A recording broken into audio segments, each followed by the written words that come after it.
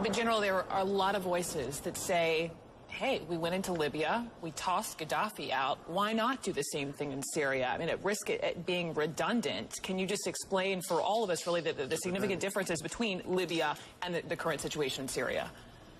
Well, the situations may be much the same, but the solutions are very, very different. Libya was completely different from Syria. Going into Syria, we've got to recognize they've got one of the most advanced air defense systems in the region.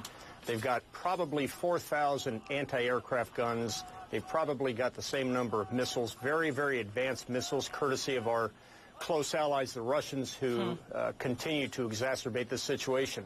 It would be far more costly to do a no-fly type of operation in Syria than we saw in Libya. You bring up Russia. Let's ask about this, because everyone's mad at the Russians. They're accusing Moscow of everything from propping up Bashar al-Assad to green-lighting this onslaught we keep seeing in the city of Homs. Help us understand what's in it for Russia here regarding Syria. In particular, I was talking about this yesterday with an expert on Syria, this naval base that they're operating on Syria's Mediterranean coast. Do you know about that?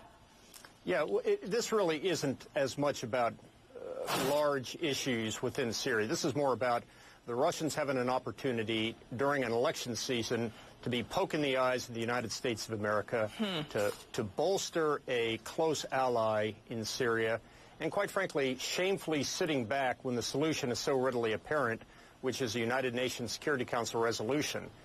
Any talk that they have about a policy of non-intervention like the Chinese is shameful at best.